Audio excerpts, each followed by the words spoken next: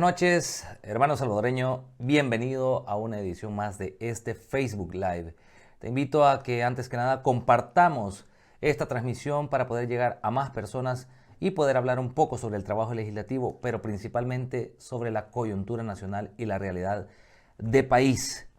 En esta noche vamos a hablar, pues, el tema de toda la semana es la ocupación de la Asamblea Legislativa por el presidente Nayib Bukele. Quiero aclarar desde el inicio de esta transmisión que no es la idea arremeter contra el presidente más allá de lo que ya se hizo toda esta semana. Ya se reconoció que eso no debió haber sucedido. La comunidad internacional ya se pronunció al respecto. Las organizaciones de la sociedad civil ya se pronunciaron al respecto. La Sala de lo Constitucional, la Fiscalía General de la República y todos los sectores vivos de la sociedad han reaccionado a esta triste historia que se marca el domingo con la ocupación de la Asamblea Legislativa. Bien, lo pasado, pasado. Y ya se dijo las consecuencias que puede traer para el país un posible intento golpe de Estado como el que se dio el domingo. Pero ahora vamos a la parte más analítica. Yo di un discurso emotivo en la plenaria pasada, un discurso en el que no podía ocultar mi molestia por lo que había sucedido, no porque hubiese atropello contra los diputados, que somos calificados como los funcionarios más negativos que tiene el país. Y yo comprendo realmente que el actuar de los partidos políticos ha llevado a que la imagen de la Asamblea Legislativa y de los diputados sea totalmente negativa. Yo, por supuesto, siempre he argumentado mis posiciones, pero no escapo a esa lamentable realidad del concepto que se tiene del diputado. El problema es el significado a nivel institucional de lo que sucedió el domingo. Pero yo también quiero ser constructivo. Y yo he guardado coherencia con mis pronunciamientos y con mis acciones.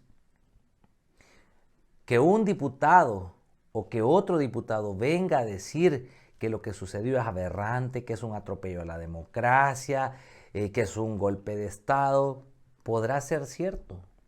El problema es si tiene credibilidad. Por lo menos yo tengo la moral para decir que he actuado apegado a la Constitución. Y si no, cuestiónenmelo, estoy abierto. Yo quisiera que antes de iniciar con el análisis nos despegáramos del fanatismo. Hay una campaña de desprestigio en mi contra y sobre la imagen del diputado Leonardo Bonilla, el diputado no partidario. Y antes, para probarlo, quiero mostrarles una imagen. Tengo acá una nota de un periódico afín, un periódico digital afín al gobierno. Es el periódico Última Hora, uno de varios medios de comunicación afines al gobierno, que hace declaraciones irresponsables. Ahí dice, clase política, dice el hashtag, el diputado no partidario Leonardo Bonilla ha lanzado una amenaza al presidente de la República. Yo lancé una amenaza al presidente de la República, Nayib Bukele, por realizar la convocatoria del Consejo de Ministros para atender el tema de la seguridad. Y lamentablemente no tengo ahorita dejemos eso en pantalla todavía. No tengo en pantalla el contenido de la amenaza que se dice en este periódico. Pero el contenido de la amenaza que se dice en este periódico es que yo decía que podíamos destituir al presidente Bukele. Eso es totalmente falso. ¿La Asamblea puede hacerlo? Sí, puede hacerlo. Pero yo no dije que estaba en disposición de hacerlo. Pese que ahora, este día, ya podrían existir los argumentos para poderlo hacer, después de lo sucedido el domingo. Bueno, esa era una imagen que quería mostrarles lamentablemente. Periódico digital Última Hora. Está en la portada, este no es ni medio de comunicación, es un medio de desinformación. La Brittany, manejada por un fulano que en Twitter aparece como Jasklin, que me escribía antes de que el presidente Nayib Bukele llegara al gobierno, me escribía pidiéndome que yo le comentara cualquier descontento que tuviera para publicarlo.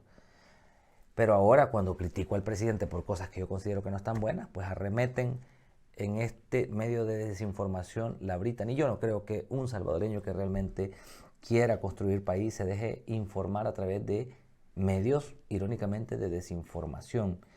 Quería mostrar esto porque es peligroso y puede ser hasta punible que estos medios de comunicación lancen información negativa. No se trata de que dañen la imagen de Leonardo Bonilla, que en algún momento lo pueden estar haciendo, por supuesto, y puede tener sus consecuencias legales y podré en su momento tomar acciones legales por esto.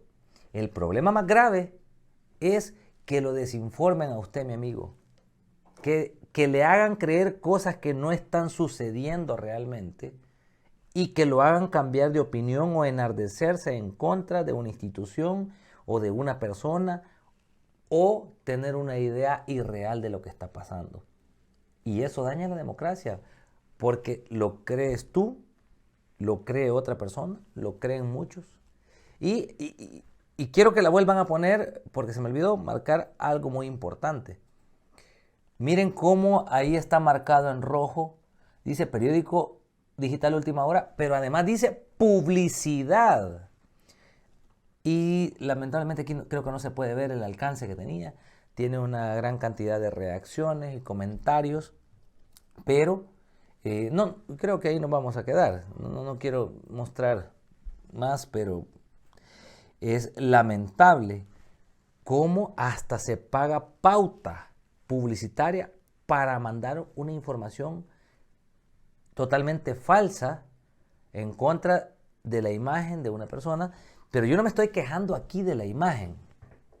No me estoy quejando aquí de la imagen, sino de lo que eso implica.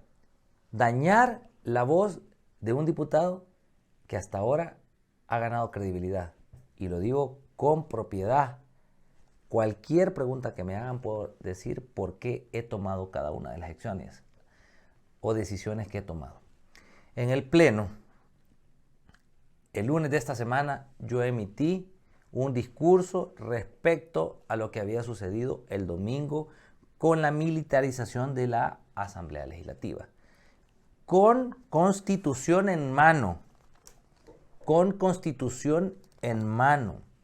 no adivinando, no inventando, no mencionando algunos artículos. Pero repito, no estoy aquí para condenar lo que ya condené toda esta semana, sino para que hagamos un análisis sobre lo que sucedió y lo veamos a la luz de la Constitución, para que veamos en qué consiste la separación de poderes, las atribuciones de cada uno de los órganos de gobierno y las limitantes que cada uno de ellos tiene. El primer elemento que hay que analizar. El presidente Nayib Bukele llega después del hartazgo de la sociedad en 20 años de gobierno de Arena, partido de derecha, y después de 10 años de gobierno del FMLN, partido de izquierda. Los salvadoreños perdimos la credibilidad en los partidos políticos tradicionales. Yo particularmente soy producto de ese descontento de la sociedad y por primera vez en la historia del país, un diputado que no pertenece a un partido político logró entrar a la Asamblea Legislativa. Producto de ese descontento. Luego de la primera llegada de un diputado no partidario en la historia de este país, un año después asume el poder el presidente Nayib Bukele, después de una enorme obstaculización a su candidatura, que probablemente hasta legal fue en algunos casos, pero rompe con los dos partidos políticos tradicionales, Arena y FMLN. ¿Qué queda claro acá? El descontento de la sociedad. Y con el discurso del presidente Nayib Bukele, ganó muchos adeptos y capitalizó todo el descontento. Ahora, en las encuestas, todavía, esa palabra es clave, todavía el presidente Nayib Bukele tiene altos índices de popularidad. El problema es que la popularidad es temporal. los índices de aceptación de los políticos son temporales. Y eso en la historia está marcado. Un funcionario, al asumir el poder, sufre necesariamente un desgaste. Y de eso no hay excepción. Y me ha sucedido a mí, que si hay razón para ese desgaste, pues cada ciudadano debe hacer un análisis sobre la función que ha realizado aquel funcionario público por el que votó. Arena gobernó 20 años y en su momento tuvo las mayorías, tuvo aceptación en las mayorías. Por eso ganaba las elecciones, más allá de la posibilidad de que pudo haber fraude por parte de uno u otro partido político. Luego del hartazgo de la sociedad en Arena, gana el FMLN. La gente buscaba un cambio. Y en toda sociedad, después de un hartazgo, se busca un cambio. Y ganó el FMLN. Las mayorías migraron de un lado al otro. Luego entra lo que parecía ser imposible, un diputado sin partido político. La gente buscó una nueva alternativa porque la esperanza, una sociedad siempre la mantiene. Pero ahora, después de 20 años de Arena y 10 del FMLN, la gente empezó a buscar una nueva alternativa y Nayib Bukele capitalizó todo ese descontento. Son todos los votantes de Nayib Bukele personas que nunca habían votado por Arena o por el FMLN. Estas personas que votaron por Nayib Bukele nunca tuvieron esperanza en Arena o en el FMLN. Claro, en algún momento estas mayorías votaron por otros partidos políticos y cansados de ello, ahora buscaron una nueva alternativa. ¿Por qué señalo esto?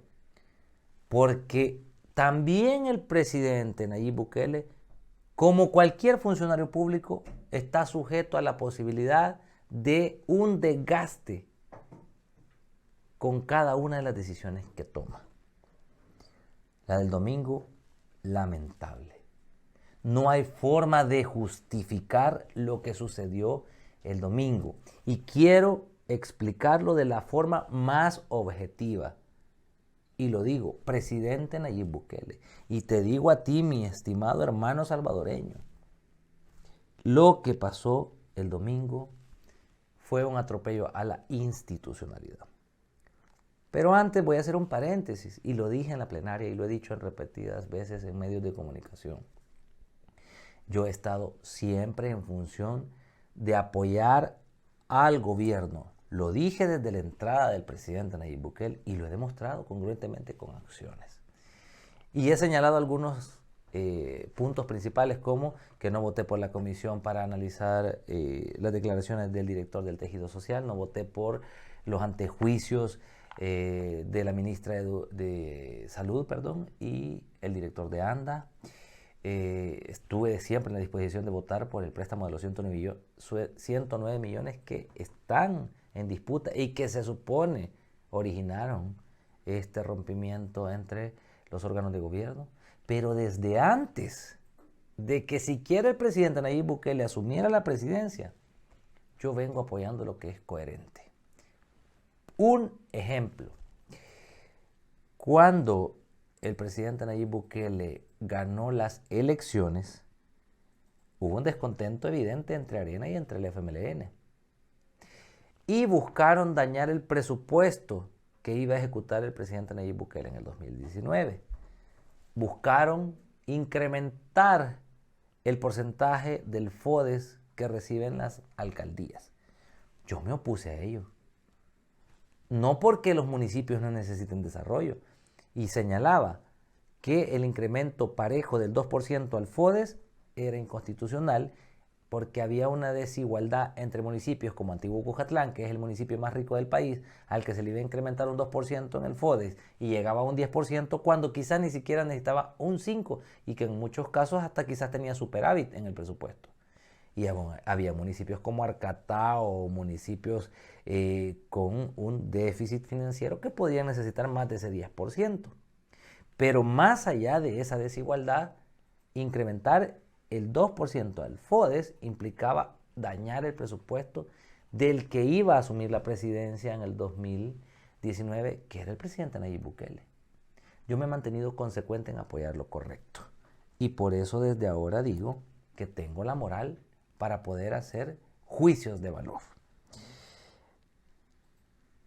Estamos empezando a hacer un análisis sobre lo que sucedió este fatídico domingo. Ya la condena está hecha, pero mi interés es que escuchen cuál es mi postura y puedan tomar conclusiones particulares. El presidente de la República se basó en el artículo 87 para hacer un llamado a la insurrección, y aquí habría que hacerse algunas preguntas. ¿Puede un funcionario hacer el llamado a la insurrección? Habrá que ver, porque el artículo dice que el pueblo es el que tiene derecho a la insurrección, pero no dice si un funcionario puede hacer el llamado a la insurrección. Pero ¿por qué el presidente hace un llamado a la insurrección? ¿Por qué el Consejo de Ministros hace una convocatoria a la Asamblea Legislativa? ¿Y la excusa cuál fue? Que no se aprobaba el préstamo de 109 millones. Hay varias cosas que decir sobre esto. Después de lo que sucedió el domingo, en el que la Fuerza Armada ingresa a la Asamblea Legislativa y se ha señalado esto como un golpe de Estado, salen allegados al gobierno a decir, o sea que los diputados quieren ver estas escenas nuevamente, y ponen imágenes de homicidios brutales realizados por pandillas, videos de asesinatos realizados por pandillas, comparando la ocupación militar, como la comunidad internacional, los diputados y otras organizaciones han criticado la ocupación de la Asamblea Legislativa por los militares. Eso significa, eso es lo que han hecho, esta comparación, que entonces quieren regresar a el dominio de las pandillas. Pero están comparando dos cosas totalmente diferentes. Porque el que se critique o se condene la irrupción militar en la Asamblea Legislativa no significa que se esté en contra de votar por los 109 millones. Esa es la excusa. Porque yo he estado en la disposición de dar mi voto, pero no estoy de acuerdo con la ocupación militar. Y ya voy a explicar por qué, con la Constitución en mano. Que el presidente haya ocupado de excusa que no se aprobó los 109 millones de dólares para ocupar la Asamblea, esa es otra cosa. Pero que yo condene que haya mandado a la Fuerza Armada a ocupar la Asamblea, no quiere decir que yo esté de acuerdo con que pandilleros sigan actuando así, que no vaya a votar por los 109 millones, que no considere que la seguridad es importante para los salvadoreños. Si yo soy una de las víctimas, como cualquier salvadoreño, de la inseguridad, y conozco perfectamente las dolencias de este pueblo salvadoreño, y me he mantenido congruente como salvadoreño con las necesidades de la población. Pero la excusa fue esa para tomar esta decisión. Ahora entremos en materia. Solo escuchen y veamos cuál es el criterio de cada quien. Primero, y lo dije en el pleno, pero ahora quiero explicarlo con más detalle. El artículo citado fue el 167. El artículo 67, lo ponemos en pantalla, por favor. Dice, en el apartado, el acápite, dice, corresponde al Consejo de Ministros, dice. Y eso lo expliqué, pero quiero que lo comprendamos. Y el artículo 167 tiene 8 numerales. No los voy a poner todos. Mi crítica fue que el Ejecutivo señalaba las facultades que dice, artículo 67, corresponde al Consejo de Ministros, y abajo dice, convocar extraordinariamente a la Asamblea Legislativa cuando los intereses de la República lo demanden. Y cuando leemos así, pues cualquiera dice, bueno, ahí dice el 7 que tiene la potestad el Ejecutivo, ¿verdad?, de convocar extraordinariamente a la Asamblea Legislativa cuando los intereses de la República lo demanden, mediante el Consejo de Ministros. Claro, pero lo que no se leyó fueron los otros numerales que explican la naturaleza de este artículo. Y aquí les voy a leer por lo menos 3 numerales más, o 2 numerales más, aparte del 7º. Dice el 4º, ahí lo tenemos en pantalla, numeral 4, autorizar la erogación de sumas que no hayan sido incluidas en los presupuestos, como es este caso de los 109 millones de dólares. Entonces, el Consejo de Ministros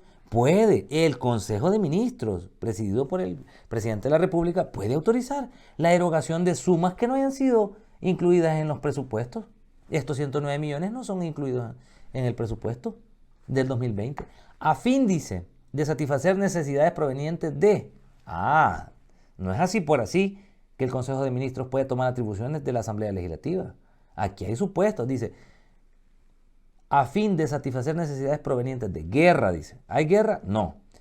Calamidad pública, no. Grave perturbación del orden, detengámonos ahí.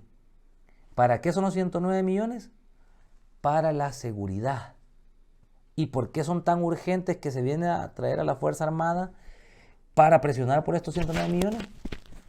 Es porque hay una grave perturbación del orden y se necesita restablecerlo. Hasta ahí dejemos el paréntesis. Dice, porque ahí podría configurarse la necesidad de aplicar este numeral 4. Pero ¿cuándo es que puede hacer esto el Consejo de Ministros? Dice, si la Asamblea Legislativa no estuviera reunida. Y cuando lo hagan, deberá informar, aquí dice, informando inmediatamente a la Junta Directiva de la misma, Asamblea Legislativa por supuesto, de las causas que motivaron la medida, a efecto de que reunida fuere esta, o sea, cuando se vuelva a reunir, porque por alguna razón se prevé que pudiera la Asamblea no poder realizar sus reuniones, apruebe o no los créditos. Créditos, esa palabrita ahí, ¿qué es lo que estamos, cuál es la excusa de toda esta crisis política?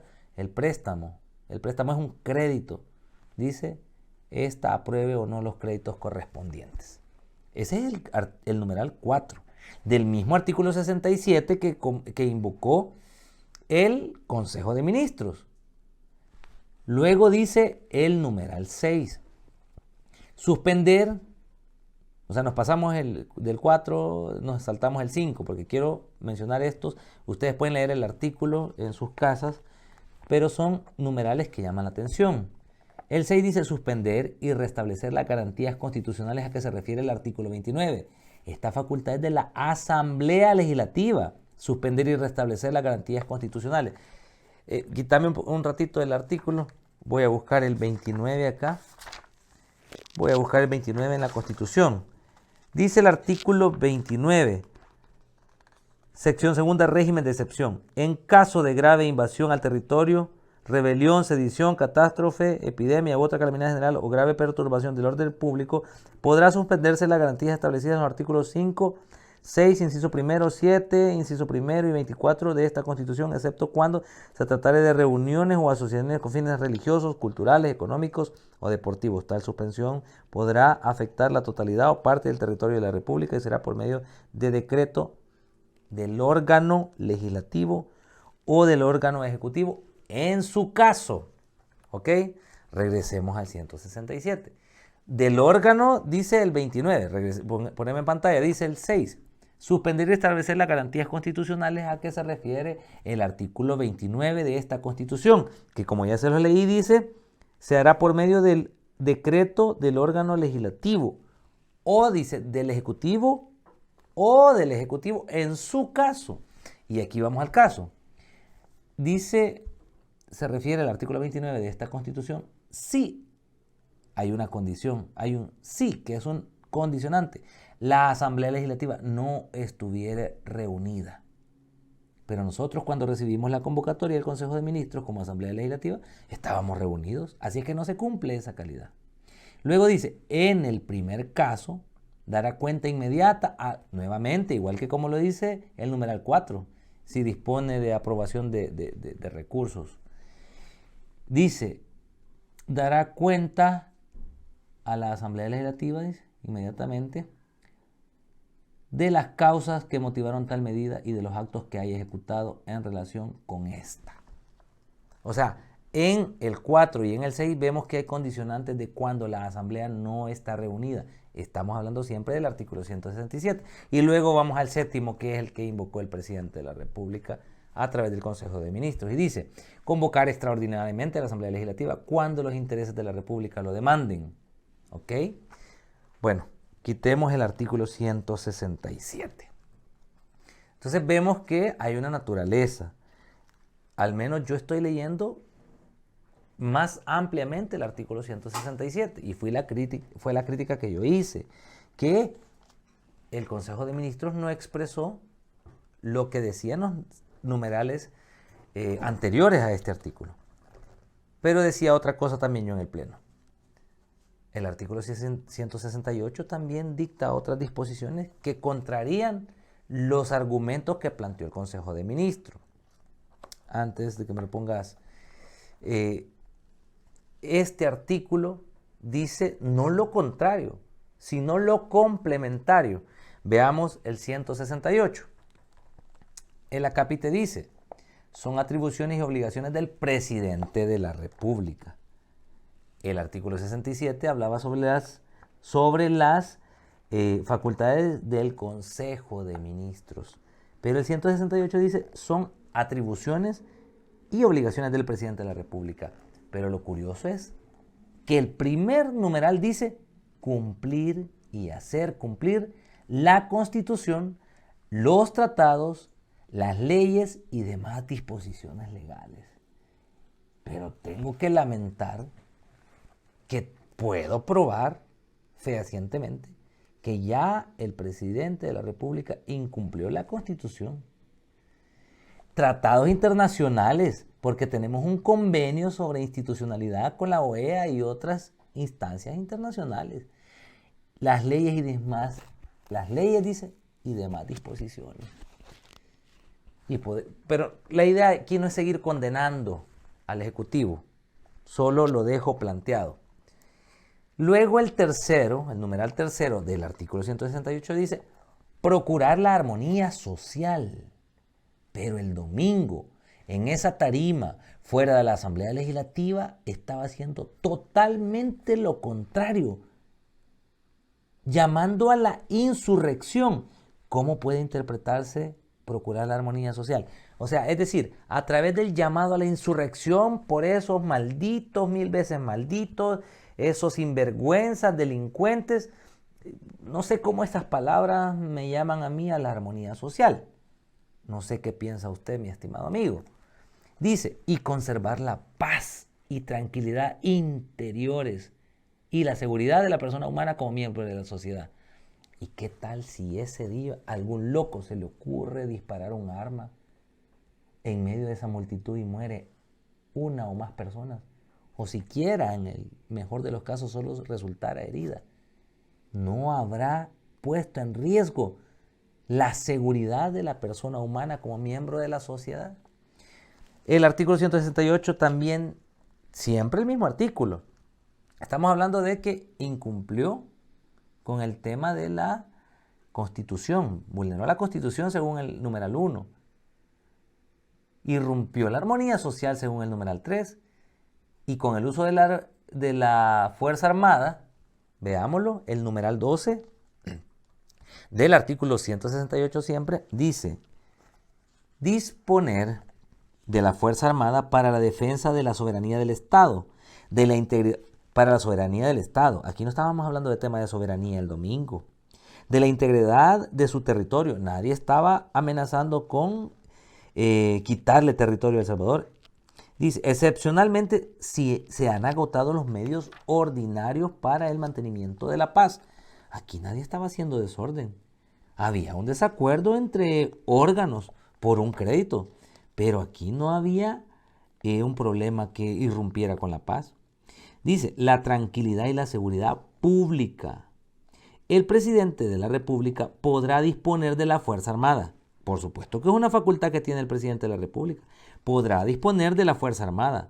Para ese fin, dice, para ese fin, lo que acabamos de leer, que no constituye nada de lo que el domingo sucedió. Y sigue el numeral 12. La actuación de la Fuerza Armada se limitará. Hay límites. O sea que no es un juguete, no es una institución que pueda servir a los intereses, sea cualesquiera que sea del presidente de la República. No, no es así. Se limitará al tiempo y a la medida de lo estrictamente necesario para el restablecimiento del orden y cesará tan pronto se haya alcanzado ese cometido. Si es que se da este caso, que como ya lo dijimos, no es lo que sucedió el domingo.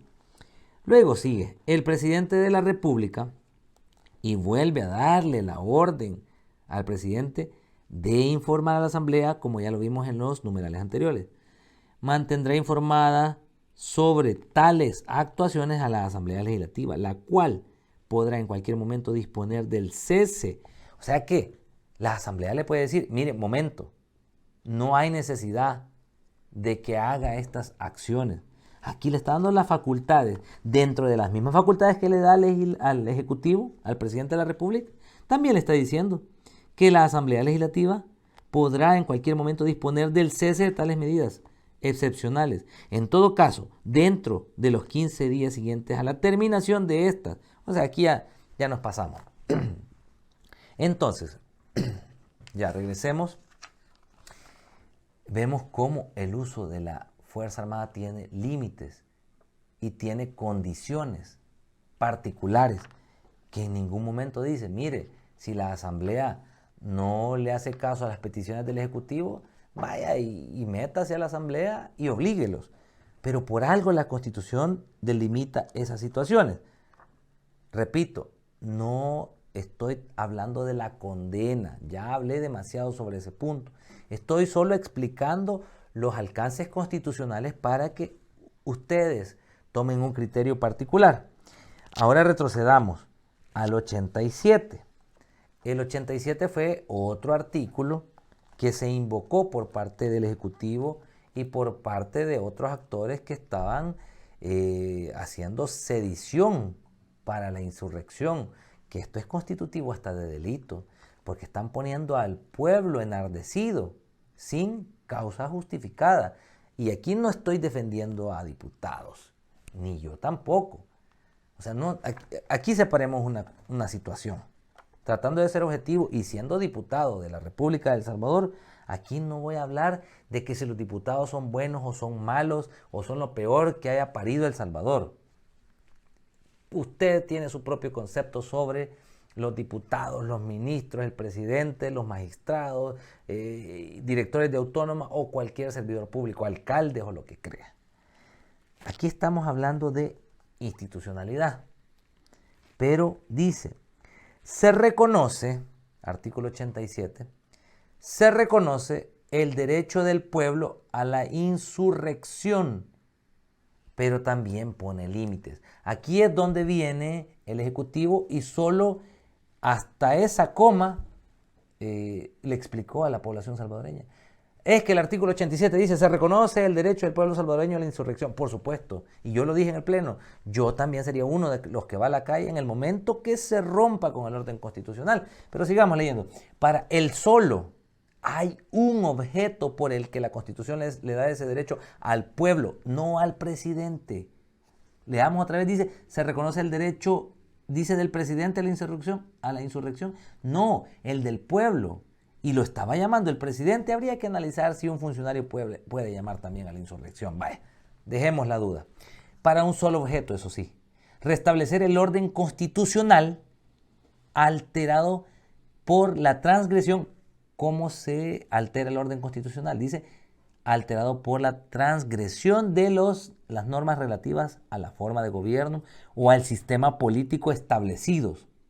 O por graves violaciones a derechos consagrados en esta Constitución. El ejercicio de este derecho, dice, por parte del pueblo, porque lo ejerce el pueblo, no producirá la abrogación, dice, ni la reforma de esta Constitución. Es decir, esto no va a constituir que se tenga que reformar la Constitución, sino que el pueblo lo que logra es que se vuelva a restablecer el orden constitucional sin modificar la Constitución de esta Constitución. Y se limitará, dice, a separar en cuanto sea necesario a funcionarios transgresores. Pero cuando hablamos de transgresores volvemos ahí arriba, del orden constitucional, y esto dice que va relacionado a las normas relativas a la forma de gobierno, reemplazándolos de manera transitoria hasta que sean sustituidos en la forma establecida por esta Constitución. Las atribuciones y competencias que corresponden a los órganos fundamentales establecidos por esta Constitución no podrán ser ejercidos en ningún caso por una misma persona. Híjole, qué interesante. Veamos esta otra parte. Las atribuciones, por lo que sucedió el domingo, digo yo, las atribuciones y competencias que corresponden a los órganos. ¿Cuáles son los órganos de los que estamos hablando? Los 3 órganos de Estado: ejecutivo, legislativo y judicial. Fundamentales establecidos por esta Constitución no podrán ser ejercidos en ningún caso por una misma persona. Perdón, por una sola institución. Y eso es lo que sucedió el domingo. ¿Se rompió el orden constitucional? No, pero a punto estuvo el mismo presidente de la República de romper el orden constitucional. Quítame el artículo 87.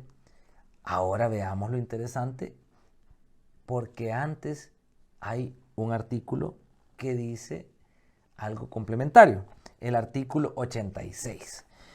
El artículo 86 dice: el poder público emana del pueblo. Si es que el pueblo es la razón de ser. El ser humano, en el artículo 1, es la razón de ser de todos los derechos que establece esta Constitución. Y el pueblo es el que tiene el poder en el Estado, a través de las instituciones. El poder público emana del pueblo. Dice: los órganos del gobierno lo ejercerán. Los órganos del gobierno lo ejercerán independientemente dentro de las respectivas atribuciones y competencias que establece esta Constitución. Es decir, que no se pueden pasar de las competencias que la institución le ha dado a cada órgano. Y aquí podemos revisar en el articulado cuáles son las atribuciones. Ya leímos en el 167, las atribuciones del Consejo de Ministros, las del presidente. Hay artículos relativos a las atribuciones de la Asamblea Legislativa, de la Corte Suprema de Justicia. Y el 86 dice: el poder público emana del pueblo, los órganos del gobierno lo ejercerán independientemente dentro de las respectivas atribuciones y competencias que establece esta Constitución. No más. Y las leyes, dice: las atribuciones de los órganos del gobierno, es otra parte importante, son indelegables. Ni el presidente de la República le puede delegar las atribuciones del Ejecutivo al presidente de la Corte Suprema de Justicia o al de la Asamblea Legislativa. Ni el presidente de la Asamblea Legislativa le puede delegar la presidencia de la Asamblea Legislativa al presidente de la República. En ningún caso. Pero, otra cosa importante, pero estos colaborarán entre sí en el ejercicio de las funciones públicas. No dice que los órganos del gobierno se enfrentarán entre sí, pelearán entre sí y se discutirán entre sí o se amenazarán entre sí. Dice: pero estos colaborarán entre sí en el ejercicio de las funciones públicas. Lo que dice es, y aquí vamos a hablar sobre la separación de poderes. El poder público emana del pueblo, pero los órganos ejercerán ese poder de manera independiente. Independiente para garantizar que uno no va a exceder las atribuciones del otro. Pero eso no implica que vaya a haber un enfrentamiento. Y por eso al final dice: pero estos colaborarán entre sí para el ejercicio de las funciones públicas. Los órganos fundamentales del gobierno, y aquí lo señala. Ahí estamos hablando de separación de poderes. Son legislativo, el ejecutivo y el judicial. Los funcionarios del gobierno son delegados del pueblo y no tienen más facultades que las expresamente les da la ley. Yo lo señalaba también. El presidente de la República, y no estoy condenando, estoy haciendo un recuento de lo sucedido y un análisis. Y bueno, si es que de condenar ya condené. Y condenó la comunidad internacional, pero acá no estamos buscando enfrentar más a la población salvadoreña, sino que entendamos qué es lo que está sucediendo y si esto debió o no suceder. Porque la democracia ha costado sangre, la institucionalidad ha costado sangre, la libertad de expresión ha costado sangre. Y esta Constitución no se inventó así por así. Los órganos fundamentales, dice, ¿cuáles son? Y los funcionarios del gobierno son delegados del pueblo, no tienen más facultades que las que expresamente les da la ley. El artículo 67 que leíamos anteriormente hablaba sobre, el 87, sobre cuándo hay una insurrección, cuándo se altera la forma de gobierno. Y si leemos del artículo 85 en adelante, vemos la forma. El gobierno dice republicano, democrático, representativo, y habría que leer una cantidad de artículos para entender esa situación. Bien, creo que últimamente El Salvador está aprendiendo sobre derecho constitucional, estamos analizando, pero es importante y yo creo que es necesario elaborar una propuesta y creo que voy a trabajar en ello para que se lea la Constitución comentada en los centros escolares a partir del tercer ciclo y en el bachillerato, en la educación media, para que el salvadoreño pueda tener una conciencia sobre cómo funciona el Estado y el gobierno. Bien, hay otros temas que tocar. Hay artículos de la Constitución que hablan sobre las facultades de los funcionarios.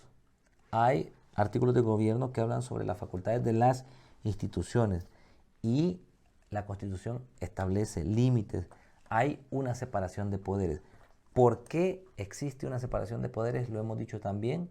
La separación de poderes va en función de hacer un sistema de pesos y contrapesos.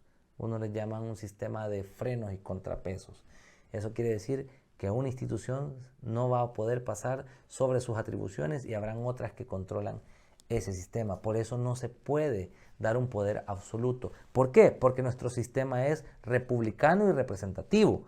Hay países en el Medio Oriente, en Europa y en otras latitudes del mundo en donde el sistema es otro, no es republicano, es monárquico. Y en una monarquía hay un rey y el poder es concentrado, no es separado como en El Salvador.